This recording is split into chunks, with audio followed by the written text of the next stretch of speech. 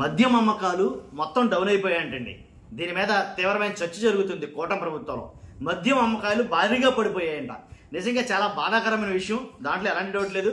మద్యం అమ్మకాలు పడిపోయినాయంటే రాష్ట్ర ఆదాయం గణనీయంగా తగ్గిపోయినట్టే.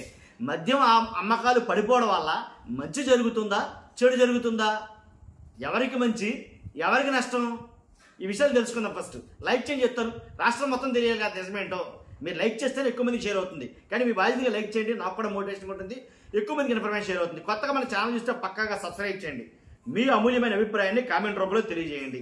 ఎందుకంటే మద్యం అమ్మకాలు డౌన్ అయ్యాయని ఆంధ్రజ్యోతిలో ఒక వార్త అయితే రాయడం జరిగింది. అలాగే దాని మీద కూటమి ప్రభుత్వంలో చర్చ జరుగుతుంది, ఆల్రెడీ చర్చించుకున్నారంట. కాబట్టి ఎందుకు డౌన్ అవుతున్నాయని అంటే కనుక మనం ఏమంటాం, సహజంగా మద్యం షాపుల్లో అమ్మకాలు డౌన్ అయ్యానంటే బయట ఎక్కడన్నా అమ్మేస్తున్నారేమో మద్యాన్ని, అంతే కదా, బెల్ట్ షాపుల్లో అమ్ముతారేమో, ఇదే కదా మనకు వచ్చారు మనాలో. సహజంగా ఎవరికైనా కానీ ఇలాంటి లేనిపోయిన తరకాయపడు, కానీ వాస్తవంగా దాని గురించే మనం ఇలా అనుకుంటామేమో అని ఆల్రెడీ ఆంధ్రజ్యోతి వాళ్ళలో ఒక ఐటమ్ అయితే రాశారు, మద్యం అమ్మకాలు డౌన్ అని. తర్వాత బెల్ట్ షాపులపై ఉక్కుపాదం, దాని కిందే మద్యం అమ్మకాలు డౌన్, దాని కిందే బెల్ట్ షాపులపై ఉక్కుపాదం. అసలు మద్యం అమ్మకాలు పడిపోయాయి అంటే బెల్ట్ షాపుల వల్ల కదా, ఇది బేసిక్ కదా, అవునా కదా. మద్యం అమ్మకాలు పడిపోయాయి, మద్యం అమ్మకాలు డౌన్ అయ్యాలంటే ఆ మద్యం అంటే బ్రాందీ షాపుల్లో అమ్మాల్సిన మద్యం బయట ఎక్కడో అమ్మేస్తున్నారు, ఒక రకమైన అనుమానం ఇది, అంతే కదా. ఎవరికైనా వచ్చే సహజంగా అనుమానం ఇది. బెల్ట్ అలాగని మీరు అనుమానపడతారేమో, అనుమానపడద్దు. బెల్ట్ షాపుల మీద ఉక్కు పాదం అయితే మోపుతున్నారంట. అసలు బెల్ట్ షాపులు కుటీర పరిశ్రమలాగా వెలిసిపోయాయి అని స్టింగ్ ఆపరేషన్లో, అలాగే చాలా న్యూస్ ఛానల్లో చాలా మంది సొంత పార్టీలో నియోజకవర్గాల్లోని ఎమ్మెల్యేలే, ఫర్ ఎగ్జాంపుల్ కొలుకుపూడి శ్రీనివాసరావు గారే తిరువూరులో చాలా బెల్ట్ షాపులన్నీ చూపించాడు ఆయన. కానీ ఆయా ఎమ్మెల్యేలు కొన్ని జిల్లాల్లో కొన్ని నియోజకవర్గాలు అయితే ఆయా ఎమ్మెల్యేల అండదండలతో బెల్ట్ షాపులు నడుస్తున్నాయని కొంతమంది మాట్లాడుతున్నారు, వైసీపీ నాయకులు ఆరోపిస్తున్నారు, అవునే కదా. కాబట్టి మరి ముఖ్యంగా అంటే లైసెన్సీ దుకాణాలకు విక్రయం మాత్రమే పరిమితం, లైసెన్స్ ఉన్న దుకాణాల్లోనే అమ్మాలి. అలాగైనా సరే అక్టోబర్లో తగ్గిన మద్యం విక్రయాలు సెప్టెంబర్ కన్నా 99 కోట్ల రూపాయలు తక్కువ అమ్మాయంట. 99 కోట్లు, సుమారు 100 కోట్లు తక్కువ అమ్మాయంట. గత ఏడాది అక్టోబర్తో పోలిస్తే ఏకంగా 430 కోట్ల రూపాయలు తగ్గినటువంటి అమ్మకాలంట, భారీగా తగ్గినట్టే. ఎందుకు జరుగుతుంది ఇలాగా అని అంటే కనుక ఆల్రెడీ ఏదైతే కల్తీ మద్యం ఉందో ఆ కల్తీ మద్యం కూడా ఒకటే. తర్వాత ఏదైతే బెల్ట్ షాపుల రచ్చ జరుగుతుందో, ఈ బెల్ట్ షాపులు 1, 2 కాదు, ఎవరికి వాడే కుటీర పరిశ్రమలాగా ఎట్టేసుకున్నారో, బడ్డీ షాపు, అలాగే టిఫిన్ కొట్టు, అలాగే కిళ్ళి కొట్టు అని ఏదీ లేదు, ఎక్కడ పడితే అక్కడ మద్యం అమ్మేస్తున్నారు విచ్చలవిడిగా. అలా అమ్మేస్తామంటే మరి మద్యం అమ్మకాలు తగ్గినట్టంటే ఇప్పుడు అక్కడి నుంచి తెచ్చినాయే కదా. నన్ను అడిగితే బెల్ట్ షాపుల్లో కూడా ఎక్కడి నుంచి అవ్వాలి, మెయిన్ షాపుల నుంచే తీసుకొచ్చి కొనుక్కొచ్చి బయట అమ్ముకోవాలి ఎక్కువ ధరకి, వాళ్ళు అలా అమ్ముకుంటారు. అలాంటప్పుడు ఎలా తగ్గుతుంది, తగ్గదు కదా. కానీ ఏదైతే బెల్ట్ షాపుల ద్వారా అమ్మే అమ్మకాలు ఏవైతే ఉన్నాయో వాటిలో ఎక్కువ శాతం కల్తీ అమ్మకాలు, కల్తీ బ్రాందీ ఉందని ఎక్కువ అనుమానాలు ఉన్నాయి.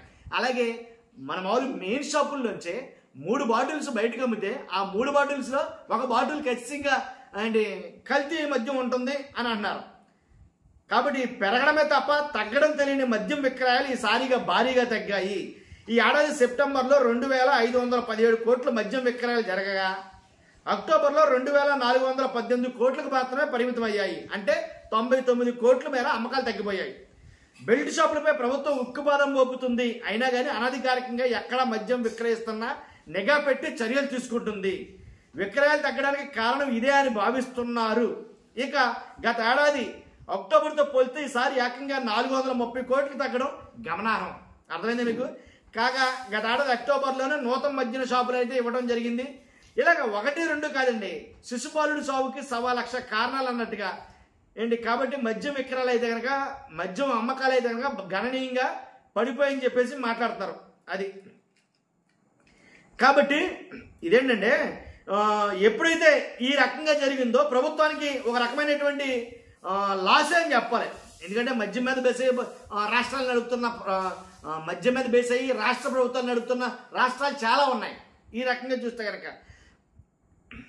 అలాగే సమయంలో కొత్తగా షాపులు ఏర్పాటు చేసుకున్న మద్యం వ్యాపారులు భారీగా మద్యం దిగుమతి చేసుకున్నారు. దాంతో గత ఏడాది అక్టోబర్లో అమ్మకాలు భారీగా నమోదయ్యాయి అనే వాదన కూడా వినిపిస్తుంది.